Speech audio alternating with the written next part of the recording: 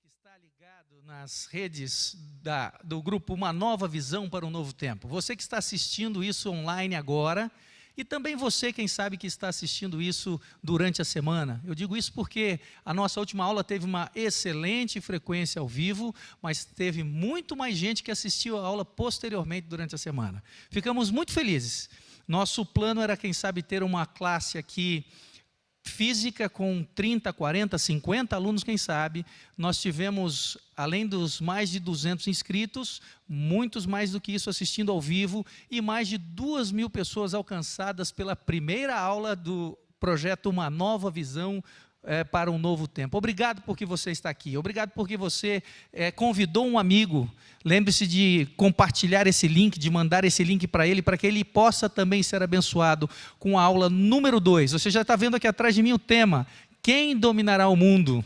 Esse é um tema muito importante. Nós queremos agradecer a equipe que faz esse projeto ser possível. Você está me vendo aqui, vê o Armandinho, hoje eu vou apresentar um novo membro da nossa equipe aqui também, mas tem pelo menos 20 pessoas por trás desse projeto, trabalhando para que os textos sejam redigidos, os vídeos sejam preparados, para que o áudio, a iluminação e o vídeo cheguem para você também, a transmissão. Obrigado à equipe de transmissão, equipe de vídeo, equipe de apoio, que prepara e deixa tudo redondinho para a nossa aula acontecer com tranquilidade. Mas o principal é que você está aqui. Tudo isso é feito por você, pelo seu convidado, pelo seu amigo. Tudo isso é feito para que você adquira conhecimento, adquira confiança num livro que você já sabe qual é.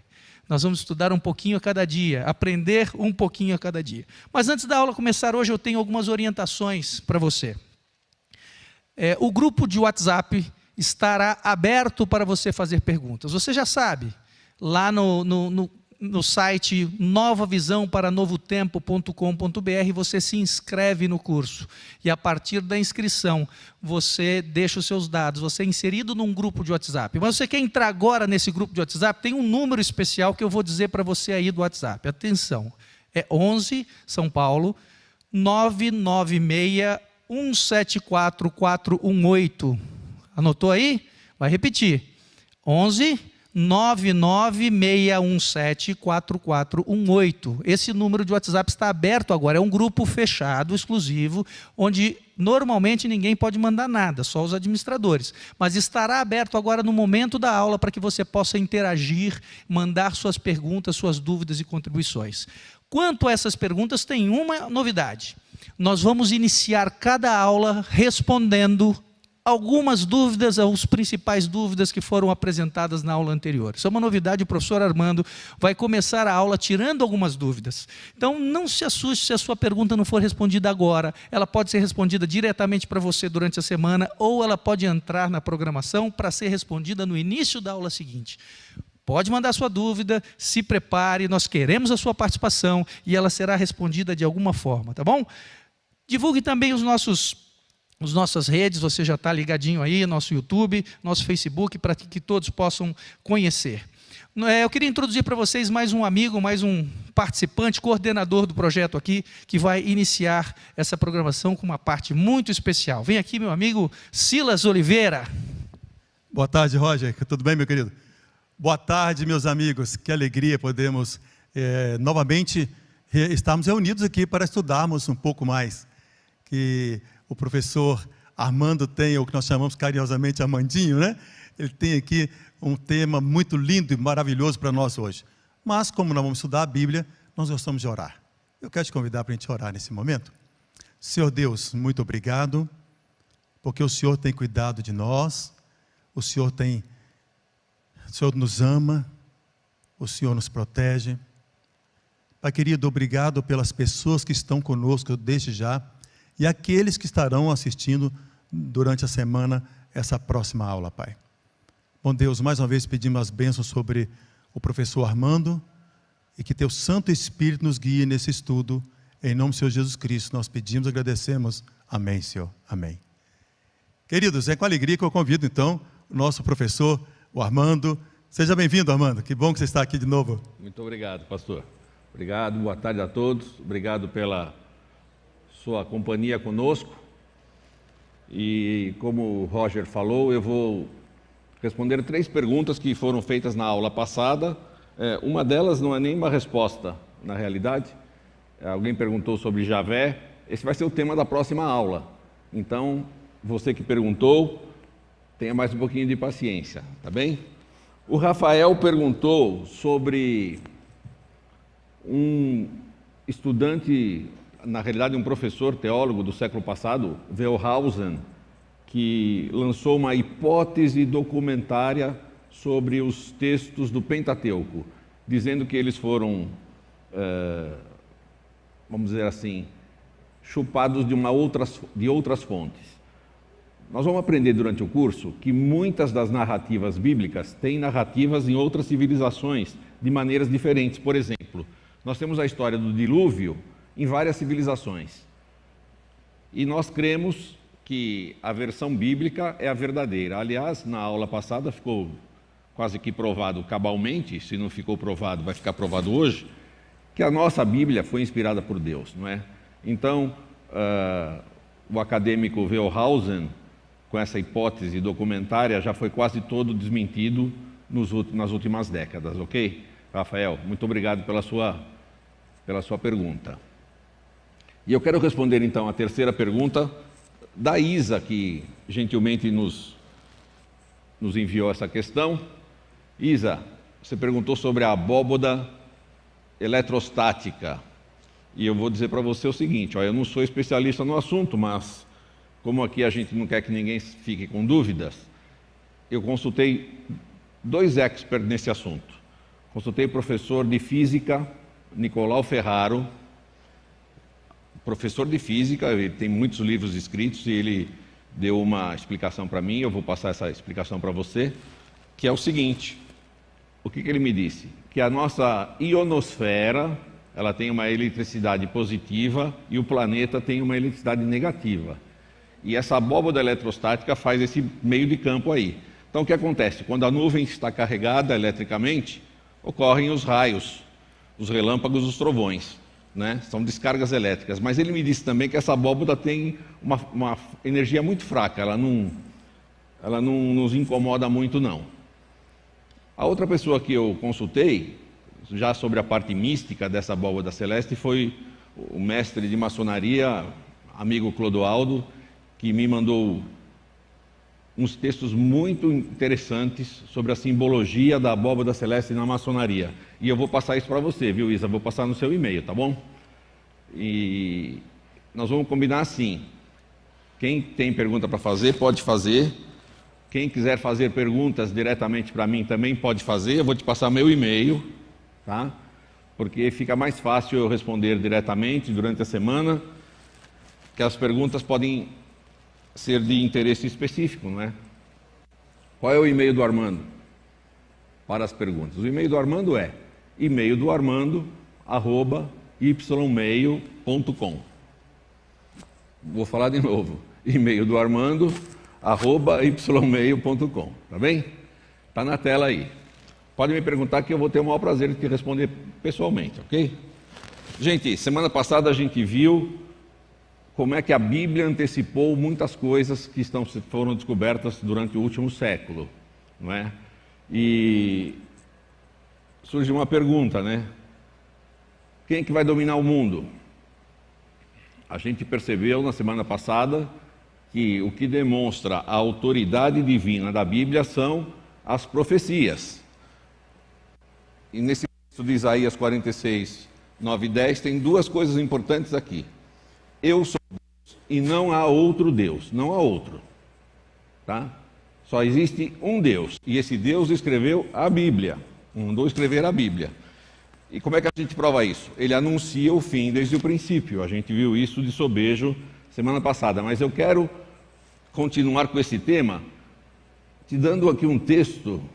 Quando eu li esse texto pela primeira vez, gente, eu fiquei assim meio descrente, meio incrédulo, tá?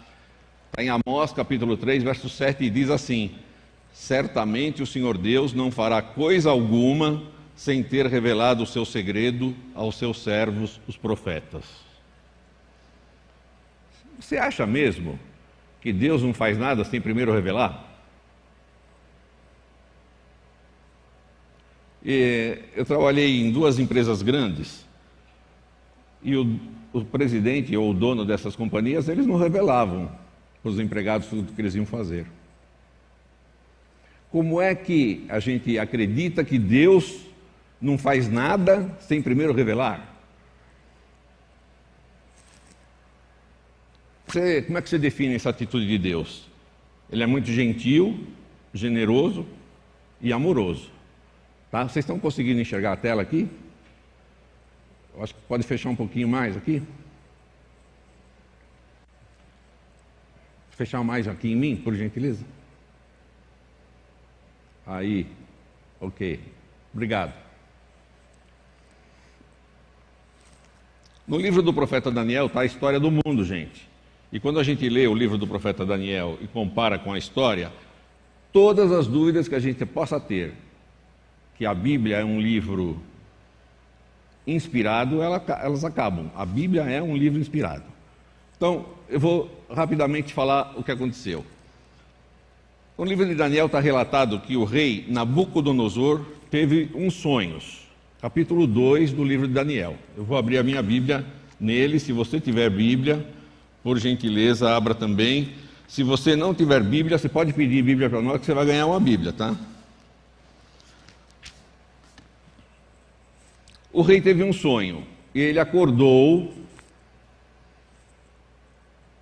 perturbado. Já aconteceu isso comigo várias vezes, né? Depois de comer muita pizza à noite, não consigo dormir e acordo tendo pesadelos. O rei teve um sonho e ficou perturbado. Aí diz que ele mandou chamar os seus conselheiros. Onde é que nós estamos na história? Nós estamos, gente, no ano 603 antes de Cristo. Por que é importante saber a data? Porque a partir desta data para frente, a Bíblia vai contar a história do mundo, tá? Babilônia, a maior cidade murada do seu tempo, tinha o rio Eufrates que passava no meio dela, ela era muito linda. Jardins Suspensos da Babilônia, uma das 7 maravilhas do mundo antigo. Ela tinha muitos templos, muitos jardins, ela tinha dentro dos seus muros suas plantações, sua agricultura, sua pecuária. Ela era uma cidade independente, ela não precisava de nada de fora. O Nabucodonosor se esqueceu do sonho, mas aquele sonho o tinha incomodado tanto que ele chamou os seus conselheiros para revelarem o sonho. Eu vou ler aqui, no capítulo 2, no verso 2. O rei mandou chamar os magos, os astrólogos, os feiticeiros e os caldeus, para que dissessem para ele o seguinte: eu sonhei, não me lembro, vocês me digam o que eu sonhei e o que isso quer dizer, porque eu fiquei muito perturbado. Os magos eram os leitores de mão, quiromantes, existe até hoje. Os leitores de cartas, cartomantes, existe até hoje. Eles também liam óleo sobre a água, fígado de vaca. Vocês sabem quantas maneiras para prever o futuro existem no mundo? 312, tá? Não vamos falar de todas elas, não. Os astrólogos, que leem os astros, e astrologia não é astronomia. Feiticeiros, telepatia, conseguem ler pensamentos. Telecinésia é mover com a força do pensamento um objeto de um lugar para o outro. Necromancia, consultar os mortos. Previsões futuristas, não importando por qual método, búzios, cristais, pirâmides, etc. E os caldeus, que eram a elite educada, eles eram os professores universitários. Eles tinham conhecimento acadêmico e falavam vários idiomas. O que ele fez, Nabucodonosor? Ele apelou para todas as áreas do conhecimento humano, desde os bruxos até os doutores, desde a superstição até a ciência. Com licença, eu vou fazer uma pergunta para vocês. Quando a gente tem um problema, a quem a gente recorre? Já aconteceu comigo. Vou procurar alguém que teve o mesmo problema, vou pedir conselhos para amigos, vou pedir conselhos para doutores. E por fim, por último, se ninguém resolveu nada, eu vou consultar a Deus. Normalmente a gente tem feito isso. E o nosso amigo Nabucodonosor falou assim: olha, eu não vou contar o sonho para vocês porque eu não lembro. E eu vou saber agora se vocês realmente conseguem prever o futuro e adivinhar as coisas, se vocês me disserem o que eu sonhei. Porque se eu contar o sonho para vocês, vocês vão inventar uma interpretação e eu não vou saber se vocês estão falando a verdade. Não sei se dá para clicar aqui, ó, mas isso aqui é o Grande Guia dos Sonhos. Tem também aqui Decifre Seus Sonhos. Eu vou contar uma coisa para vocês. Eu abri aqui está escrito assim: bicicleta. Se você sonhar com bicicleta, você pode jogar no bicho e ganhar um prêmio. Tá? Você pode jogar no cachorro. Mas quando eu abri esse outro aqui, bicicleta, se você sonhar com bicicleta, é para você jogar no gato. Não está combinando aqui. Tá? E eu vou dizer uma coisa para vocês. Quando eu era garoto, a minha avó, lá no Brás, ela tinha esse costume de jogar no bicho. O bicho, gente, era uma loteria. Ele era oficial naquele tempo, ela não era clandestina. Tá? E conforme o que a pessoa sonhava, a minha avó jogava no bicho. E era interessante porque, quando sonhava com algum parente que já tinha morrido, ela perguntava assim: a quem que apareceu no sonho? O Ângelo, que já morreu? O Ângelo falou? Se ele falou, jogava no 48. Se ele não falou, jogava no 47. Eu nunca entendi por quê. Também ela nunca ganhou nada. Por que eu estou fazendo esse paralelo? Porque adivinhar sonho, gente, é coisa de 2.600, 3.000 anos já. E não funciona, porque o rei Nabucodonosor percebeu que aquelas pessoas não tinham capacidade de saber o que ele tinha sonhado. Porque isso é uma coisa muito difícil. E eles mesmos disseram assim: não há ninguém sobre a terra que possa cumprir a palavra do rei, não tem jeito. O senhor conta o que o senhor sonhou, que a gente inventa aqui uma interpretação. E o rei ficou bravo, mandou matar todo mundo. Então, onde é que nós estamos? Nós estamos em 602, 603 a.C., o rei sanguinário, violento, que invadia países e fazia um império babilônico cada vez maior, teve um sonho, chamou seus conselheiros, que não conseguiram dizer a ele o que ele tinha sonhado. E ele mandou matar todo mundo. Mas um rapaz hebreu, que morava lá em Babilônia, pediu para ele um prazo. Ele falou assim: o senhor me dá um prazo, rei, eu vou conseguir saber o que o senhor sonhou e o que isso significa. E ele orou a Deus, fazendo exatamente o contrário do que muita gente faz. Em vez de pedir conselho para todo mundo e não ter o seu problema resolvido, Daniel primeiro pediu ajuda a Deus. E Deus ouviu o pedido de Daniel. E Daniel falou uma coisa muito importante aqui, gente. Daniel se apresentou ao rei e lhe disse o mistério que o rei exigiu. Nem sábios, nem encantadores, nem magos, nem adivinhadores lhe podem revelar. Mas há um Deus no céu, o qual revela os mistérios. Há um Deus no céu, ele disse. Ele não disse assim: pode ser que haja um Deus no céu. Ele não falou: quem sabe se Deus estiver prestando atenção em nós. Ele disse: há um Deus no céu que revela os mistérios. E a outra coisa importante que tem aqui, gente: ele, pois, fez saber ao rei Nabucodonosor o que há de acontecer nos últimos dias. Nos últimos dias. Então, esta profecia vem até os nossos dias, porque nós ainda estamos aqui. E quando acontecer os últimos dias, se o nome está falando é o último dia, o mundo vai acabar, não é? Como é que ele vai acabar? Vamos ver aqui. Qual foi o sonho do Nabucodonosor? Ele sonhou com uma estátua que tinha cabeça de ouro, peito e braços de prata, quadris de bronze, pernas de ferro e pés de ferro e barro. Este foi o sonho. E ele falou mais: quando você estava olhando, veio uma pedra, derrubou a estátua, jogou tudo no chão, e essa pedra cresceu e encheu toda a terra.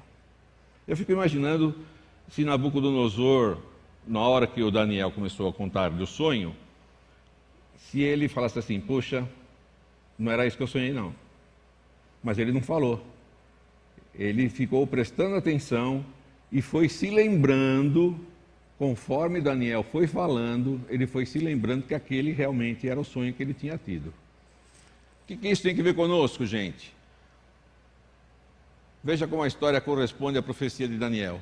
Quando ele falou assim: tu és a cabeça de ouro, porque eu vou dizer para você não só o sonho, que foi essa estátua com 4 metais diferentes, eu vou dizer o que significa. Tu és a cabeça de ouro. E Babilônia reinou de 605 a 539 a.C. Depois de ti se levantará outro reino, inferior ao teu, e a Medo-Pérsia sucedeu a Babilônia, de 539 a 331 a.C. Matéria de ginásio, hein, gente? Estudamos tudo isso no ginásio. E um terceiro reino de bronze, o qual terá domínio sobre a terra. Grécia, de 331 a 168 a.C. E haverá um quarto reino, forte como o ferro, porquanto o ferro esmiuça e quebra tudo, como o ferro quebra todas as coisas, assim ele esmiuçará e quebrantará. Roma substituiu Grécia de 169 a.C. a 476 depois de Cristo. Aqui tem muitos detalhes, gente, que a gente não vai conseguir falar numa aula só. Por exemplo, Roma teve mais de 600 anos de duração, representada pelas pedras da estátua, que é a parte mais comprida da estátua. Foi o reino mais longo e veio do ouro até o barro. Do ouro para o barro. Quando Jesus nasceu, era Roma que dominava. E ele ainda continuou dizendo assim: os pés de ferro e de barro querem dizer que quando o último império passar, vai haver uma divisão. E isso daí nunca mais vai se juntar no império forte. Então nós temos aqui um esquema resumido. Cabeça de ouro, Babilônia. Peito e braço de prata, Medo-Pérsia. Ventre e coxas de bronze, Grécia. Pernas de ferro, Império Romano. Pés, Europa dividida.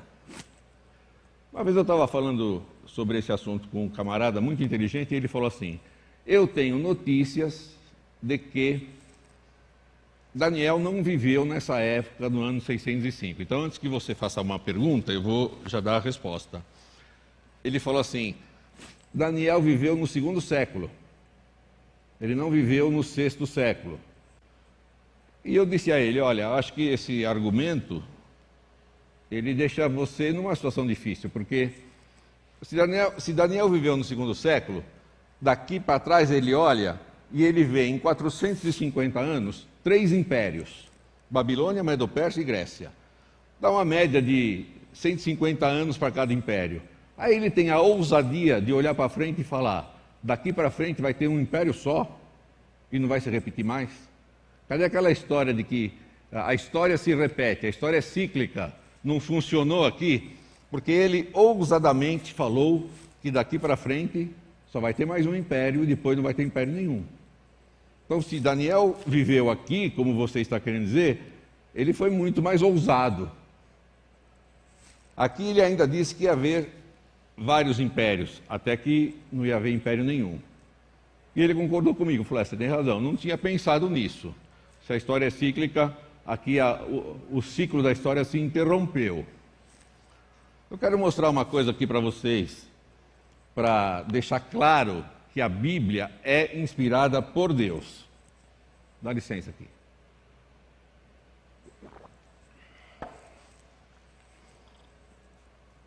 Quero que você pegue sua Bíblia e volte, por gentileza, no livro de Isaías, no capítulo 44. O Isaías, gente, viveu no ano 740, 720 a.C., foi quando ele escreveu esse texto que nós vamos ler. Nós estamos aqui, eu vou voltar aqui. Nós estamos aqui no ano 602. Isaías viveu 140 anos antes deste sonho do Nabucodonosor. Olha o que ele escreveu, está relatado no livro que tem seu nome, no capítulo 44, nos versos 24 para frente. Eu vou ler 2 ou 3 versos aqui. Assim diz o Senhor, teu Redentor, que te formou desde o ventre. Eu sou o Senhor que faço todas as coisas. Eu desfaço os sinais dos inventores de mentiras e enlouqueço os adivinhos. Esses caras que adivinham o sonho não são nada. Sou eu quem confirma a palavra dos seus servos, os profetas. E eu digo de Ciro, é meu pastor, cumprirá tudo o que me apraz. Dizendo também a Jerusalém, sê edificada, e ao templo, funda-te. Vou abrir um parênteses aqui.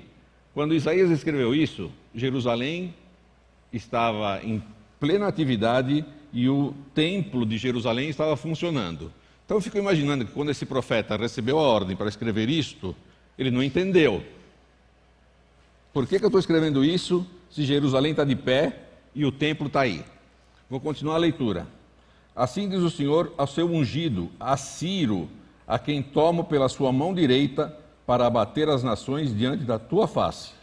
Está dizendo que ia surgir um camarada chamado Ciro que ia ganhar muitas batalhas. E por quê? Verso 4.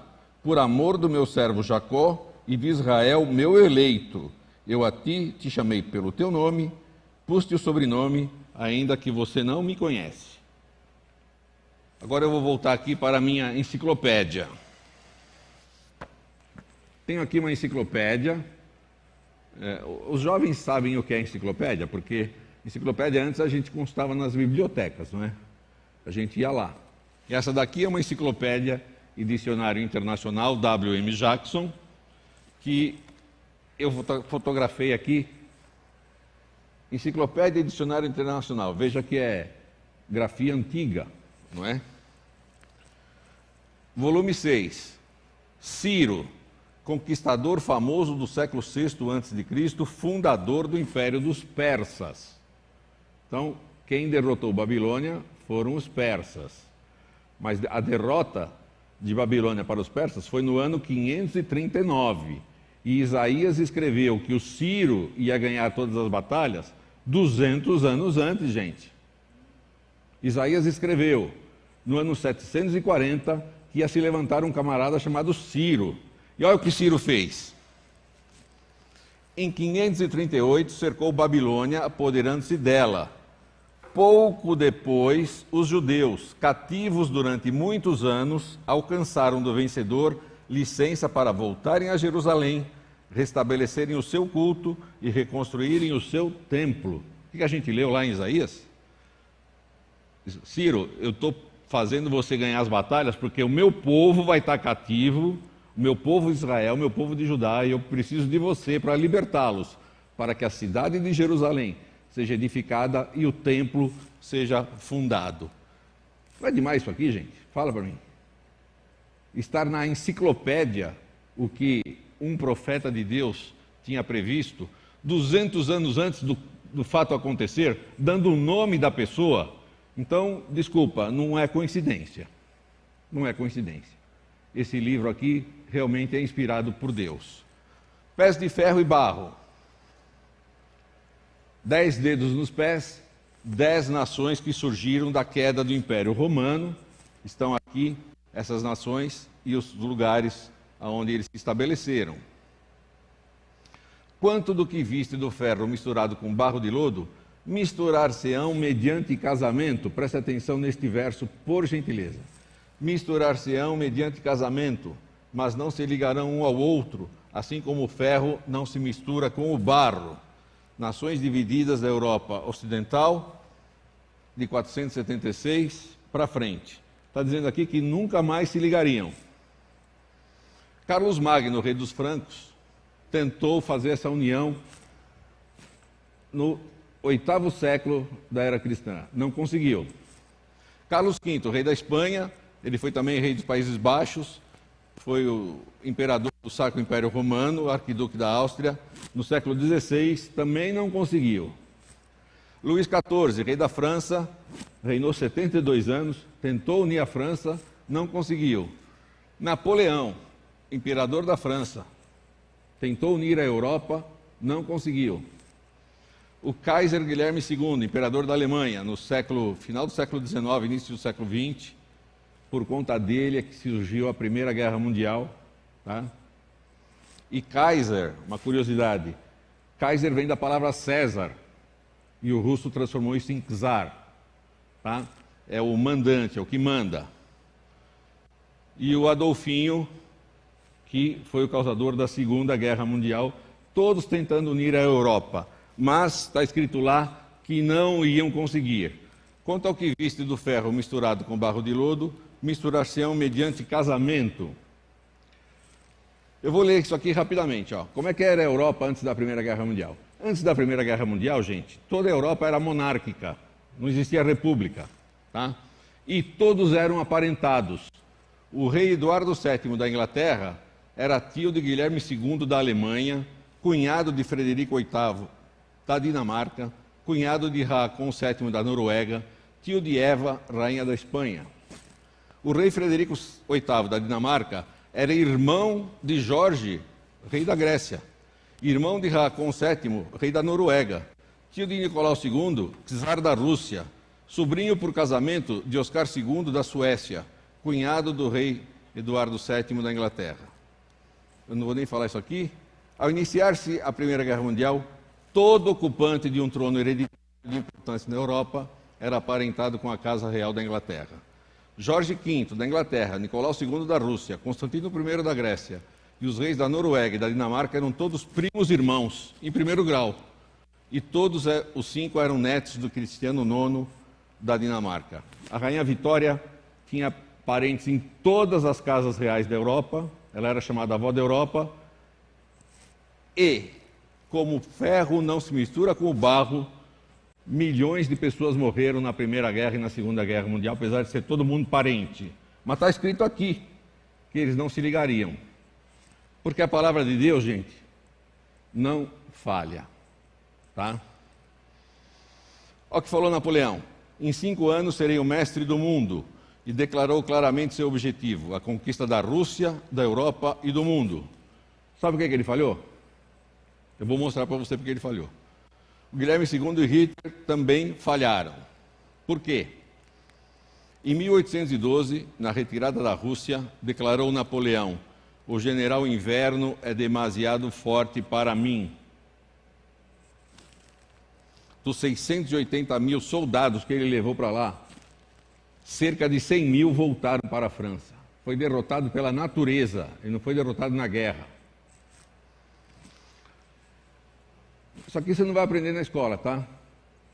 Adolf Hitler, ele marcou a invasão da Inglaterra para 16 de setembro de 1940. Dizem aí os grandes estudiosos que se a Inglaterra tivesse caído sob o poder de Hitler, a história da Segunda Guerra Mundial seria outra.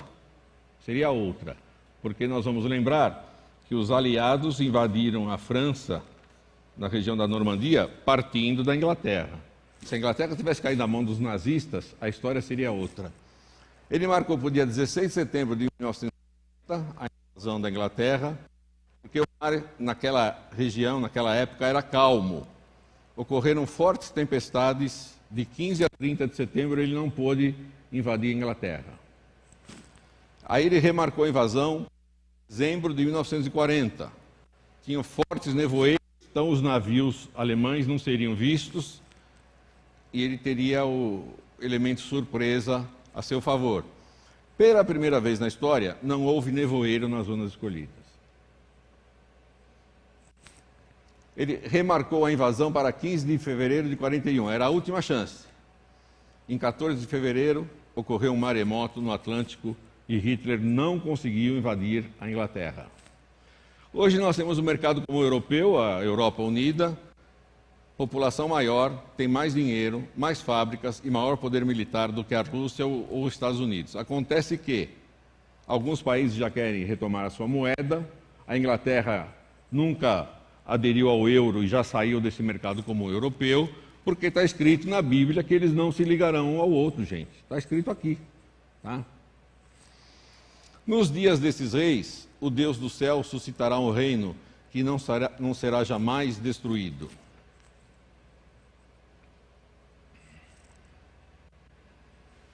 Você tem Babilônia até 539 a.C., você tem Pérsia até 331 a.C., você tem Grécia até 168 a.C., você tem Roma até 476 d.C., nações divididas da Europa Ocidental. Todos os detalhes foram cumpridos com exatidão. Falta só o estabelecimento de um reino,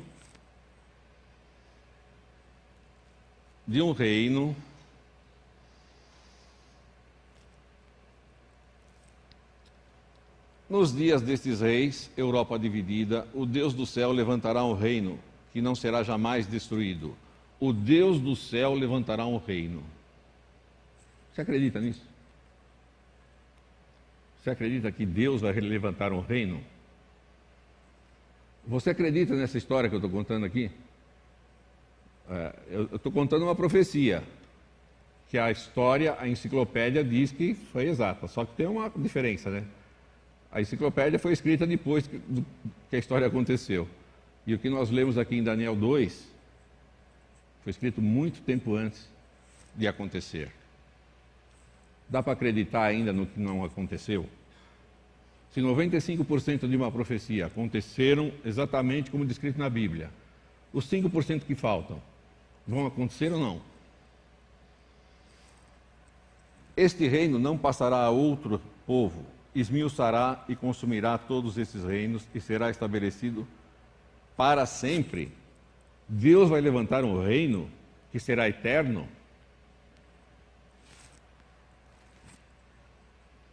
Aqui está a figura da pedra destruindo a estátua. Eternidade? Que conversa é essa de eternidade? Que conversa é essa de um reino de Deus? Como será o reino de Deus? Deus está se importando tanto comigo que quer estabelecer um reino e me convidar para ser um súdito do seu reino? Você acha que isso é possível? Eu vou ler para vocês uma frase que está na Bíblia. Se a nossa esperança em Cristo se limita apenas a esta vida, somos os mais infelizes de todos os homens. 1 Coríntios 15, 19. Olha, eu conheço muita gente que não acredita em nada além do que existe nesta vida, nesses 80, 90, 100 anos de vida aqui. Se for assim, gente, eu estou muito infeliz. Mas Deus está me fazendo um convite. Ele está dizendo assim: olha, eu tenho um outro plano para você. Eu tenho um reino que vai durar eternamente. Eu tenho um reino onde não vai ter dor, não vai ter morte, não vai ter vírus, não precisa de vacina. Lá você vai ser feliz. Você acredita nisso? Depois dessas provas concretas que eu te dei sábado passado e hoje falando de história, e não foi muito que eu falei não, hein? Eu falei de um capítulo de um livro. Tem umas 300 profecias históricas na Bíblia. Nós vamos dar uns respingos de profecias a cada sábado. Mas agora eu estou falando de coisas que não são palpáveis. Mas, como eu falei de coisas concretas e palpáveis, já dá para você acreditar que Deus existe e quer o melhor para nós? Eu quero te dizer o seguinte. Nós estamos tentando passar para vocês aqui uma nova visão sobre a Bíblia. E uma nova visão sobre Deus. Um Deus que pouca gente conhece. Porque o Deus que se divulga aí, se Deus existe, por que existe tanto sofrimento no mundo? Por que criancinha morre? Por que tem guerra? Por que tem vírus? Vamos tentar descobrir juntos? Então eu estou fazendo para você um convite para que, a partir de sábado que vem, você tenha uma nova visão sobre Deus. Você topa? Eu gostaria muito que você topasse, sabe por quê? Eu tenho certeza que muitas das coisas que eu falei aqui, que estão na Bíblia, você não conhecia. Então nós estamos te dando sim uma nova visão sobre a Bíblia. Vamos perguntar para a Bíblia o que ela tem para nós no futuro? Você quer fazer parte desse reino de Deus? Mas para fazer parte do reino de Deus, você precisa conhecer Deus. Vamos conhecer Deus a partir da semana que vem? Eu gostaria muito que você me acompanhasse na semana que vem e pensasse em tudo que foi falado aqui. Assista esse vídeo de novo, chama teus amigos, teus colegas, compara com a história. Eu fui muito superficial aqui, porque os detalhes históricos não interessam a todo mundo, não é? Mas quando a gente estudar o capítulo 7 de Daniel, você vai ter detalhes sobre essa profecia que vão fazer você acreditar na Bíblia. E quando você acreditar na Bíblia, sabe quem você descobre? Você descobre um Deus amoroso, um Deus gentil, um Deus generoso, um Deus cavalheiro, que te respeita, mas quer você perto dele. Vamos junto comigo lá? A partir de sábado que vem? Te agradeço a atenção até aqui. Muito obrigado. Obrigado. Obrigado, professor. Que aula fantástica, não é verdade?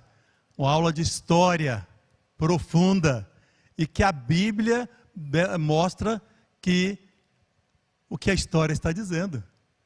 Antes do acontecimento, não é verdade? Obrigado, professor. Muito bom. Eu estou aqui lendo a mensagem aqui dos nossos queridos amigos que estão aqui no nosso no YouTube aqui da Nova Visão para o Novo Tempo, né? Tem aqui também, olha, a Maria Tereza Duarte, estarei aí, sem dúvida, no próximo sábado. J. Anselmo está dizendo, parabéns pela aula de hoje, confirmando para sábado que vem, confirmado para sábado que vem, legal. Aqui Patrícia Melo, sim, com certeza é uma bênção, que legal, gente. Olha, é fantástico, estou dizendo que eu acredito no que você falou, diversas pessoas acreditam nesse reino eterno que apresentou, professor, tá bem? Olha, a Marcília Rosa está dizendo, eu acredito, pois quem fez a promessa é justo e fiel. Cristiana Pina, incontestável, lindas mensagens. Quero dar um abraço para vocês e agradecer porque vocês estão acompanhando esse estudo e cada dia vai ficar melhor. Eu estou até assim querendo, estou aqui já, será que não dá para adiantar essa aula de quem é Deus agora, não, Amanda? Eu fiquei curioso porque, olha, é muito, sabe, agora explicar quem é Deus, isso ajuda a gente.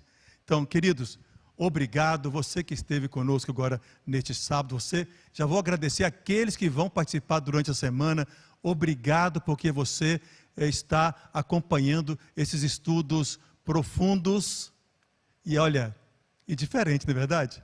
Eu estava lendo os comentários da aula semana passada, eles falaram assim, poxa, o professor ali apresenta de forma diferente, legal, eu gosto do jeito que ele apresenta, e você também, não é verdade? Deus abençoe.